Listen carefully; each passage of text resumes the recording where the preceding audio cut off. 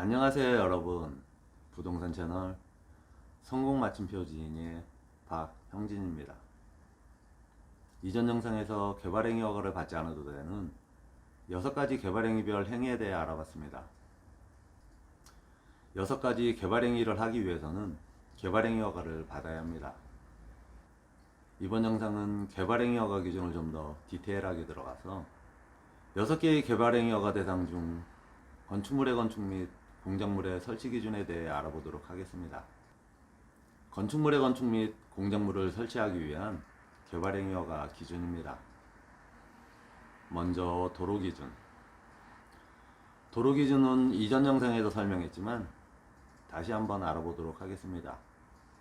건축물을 건축하거나 공작물을 설치하는 부지는 도시 군계획도로, 시군도, 농어촌 도로 등 법정 도로에 접속하는 것을 원칙으로 합니다. 법정 도로 접속 원칙에 따라 개설하고자 하는 진입도로의 폭은 개발 규모가 5,000제곱미터 미만은 4m 이상, 5,000제곱미터 이상 30,000제곱미터 미만은 6m 이상, 30,000제곱미터 이상은 8m 이상으로 개발행위 규모와 교통량을 고려하여 적정폭을 확보해야 합니다. 진입도로의 길이를 산정할 경우 주택단지, 공장단지 등 단지 내 도로는 제외하며 변속차로 및 기존 도로의 확장된 부분은 포함합니다.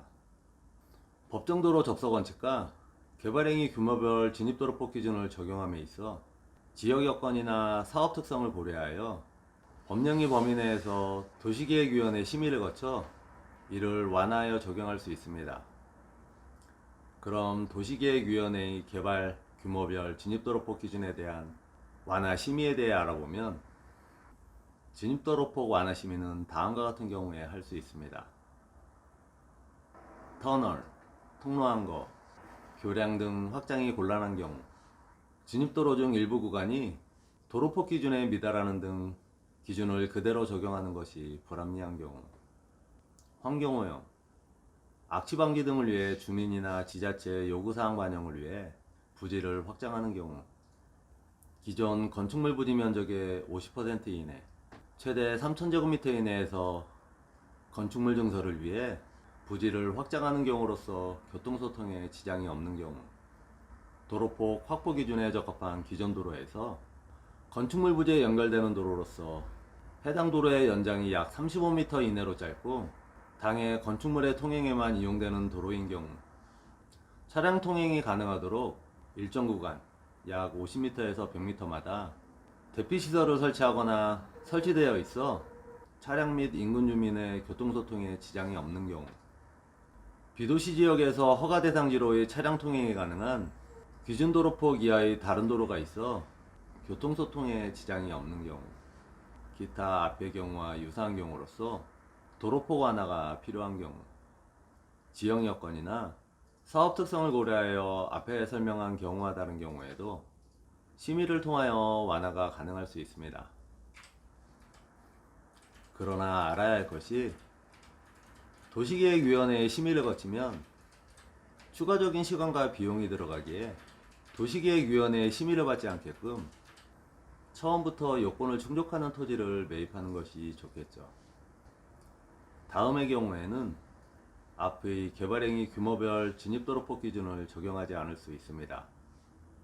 차량 진출입이 가능한 기존 마을항길, 농로 등에 접속하거나 차량 통행이 가능한 도로를 개설하는 경우로서 농림어업인이 설치하는 부지 면적 2,000제곱미터 이하의 농수산물 가공, 유통, 판매 및 이와 유사한 시설, 부지 면적 1,000제곱미터 미만으로서 제1종 근린생활시설 및 단독주택의 건축인 경우, 건축물 증축 등을 위해 기존 대지 면적의 10% 이하로 확장하는 경우, 부지 확장 없이 기존 대지에서 건축물 중축, 개축, 재축을 하는 경우, 신축은 제외됩니다.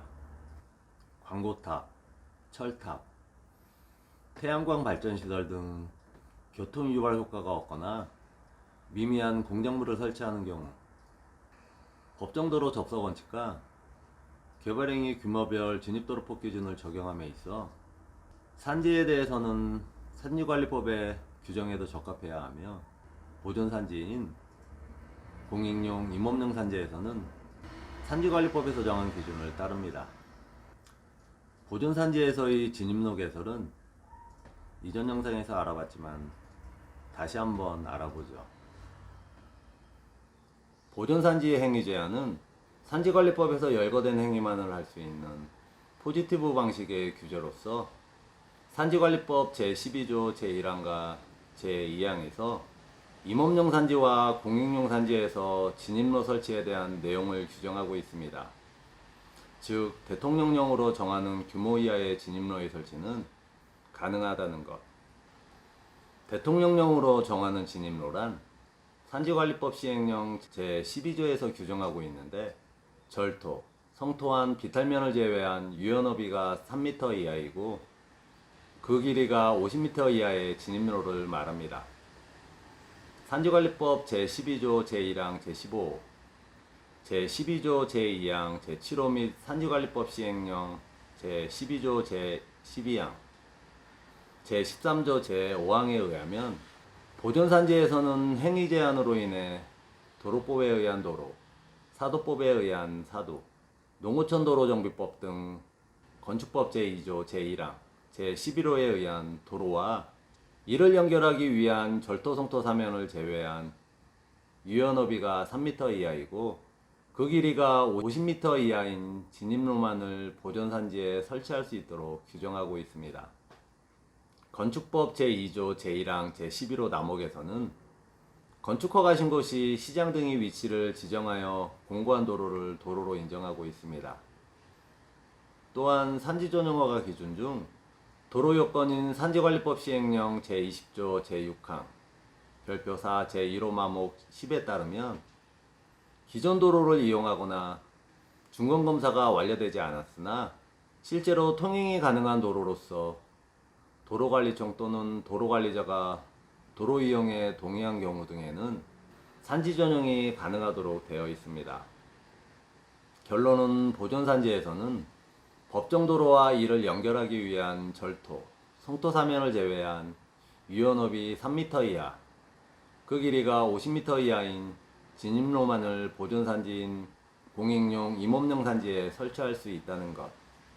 진입로는 법정도로와 연결되어야 한다는 것이죠.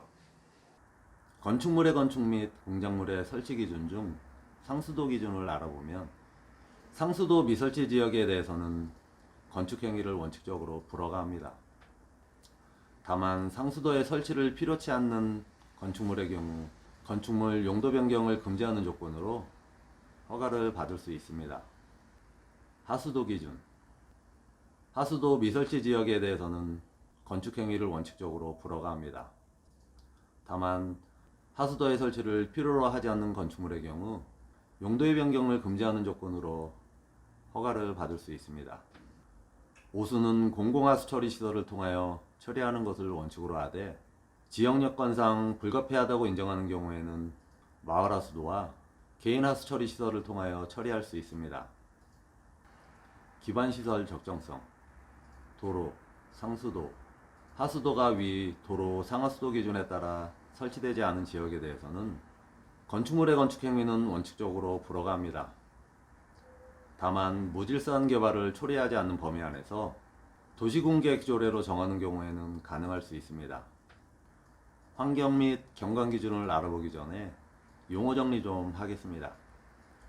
시가와 용도, 토지의 이용 및 건축물의 용도, 건폐율, 용적률, 높이 등에 대한 용도 지역의 제한에 따라 개발행위허가 기준을 적용하는 지역으로 주거, 상업, 공업지역입니다. 유보용도, 도시계획위원회 심의를 통해 개발행위허가 기준을 강화하거나 완화하여 적용하는 지역으로 계획관리, 생산관리, 자연녹지 지역입니다. 보존용도, 도시계획위원회 심의를 통해 개발행위허가 기준을 강화하여 적용하는 지역으로 보존관리지역, 농림지역, 자연환경보존지역, 생산녹지, 보존녹지 지역입니다. 유보용도와 보존용도에서 개발행위허가 시 도로나 국어에 접하는 경우에는 도로 또는 국어와 건축물 사이를 2m 이상 이격하여 완충 공간을 확보해야 합니다. 다만 허가권자가 완충 공간이 필요치 않다고 인정되는 경우 2m 이상 이격하지 않아도 됩니다.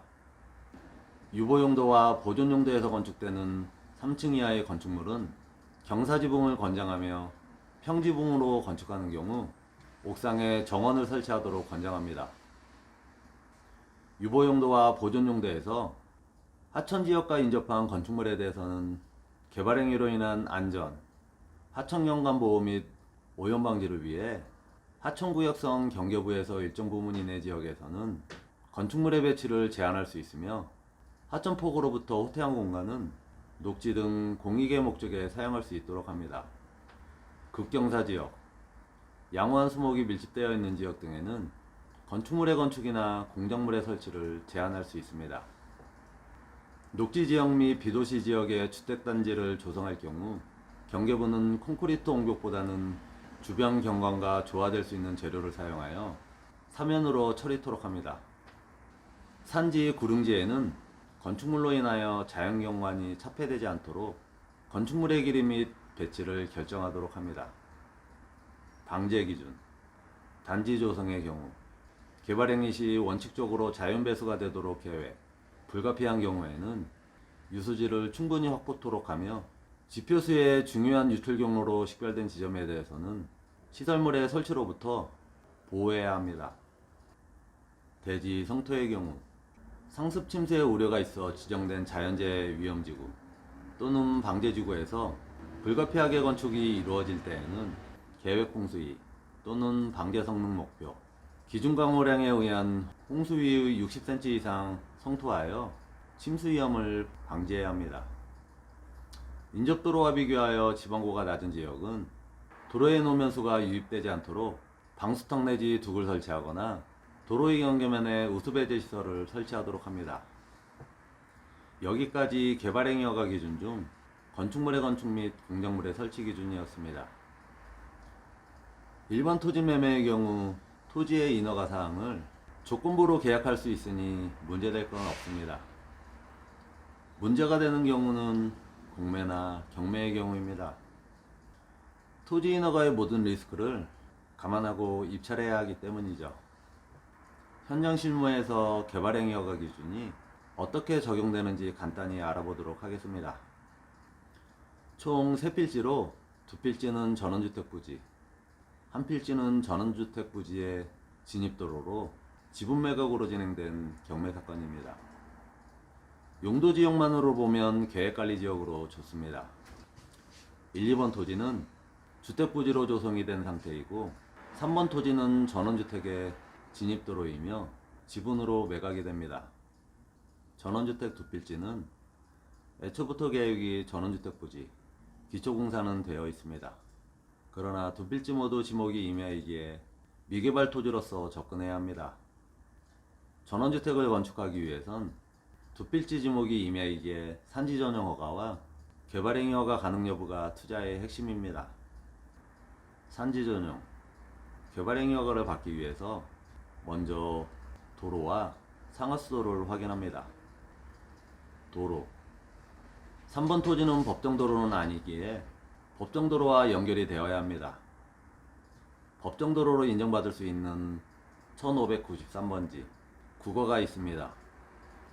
국어가 현황도로로 사용되고 있고 포장까지 되어 있다면 법정도로로 인정됩니다.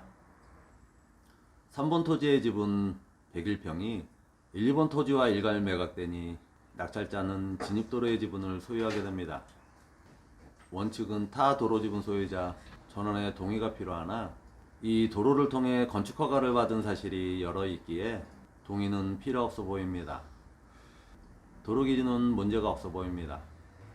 이어서 상하수도, 주변에 주택이 여러 채 건축되어 있기에 문제는 없어 보이지만 확인은 해야겠죠. 경매토지 3번 도로에 맨홀 2개가 보입니다. 아마도 오수와 우수강 같습니다. 밑에 배수로도 보입니다. 카카오맵 항공사진입니다. 이로써 상하수도 및 배수로 확인은 끝. 임야이기에 경사도 등 여러가지 더 체크해야 할 사항은 있지만 육안상 문제는 없어 보입니다. 결론은 산지 전용, 개발행위 허가, 건축 허가를 받기에 문제가 없는 토지로 보여집니다. 다음 영상은 수차에 걸쳐 개발행위 허가 기준 중 토지 형질 변경, 토지 분할 기준과 토지 투자의 기본 중 하나인 지목, 용도 지역에 대해 알아보도록 하겠습니다. 지금까지 성공 마침표 지인의 박형진이었습니다. 땡유벨에 감사합니다.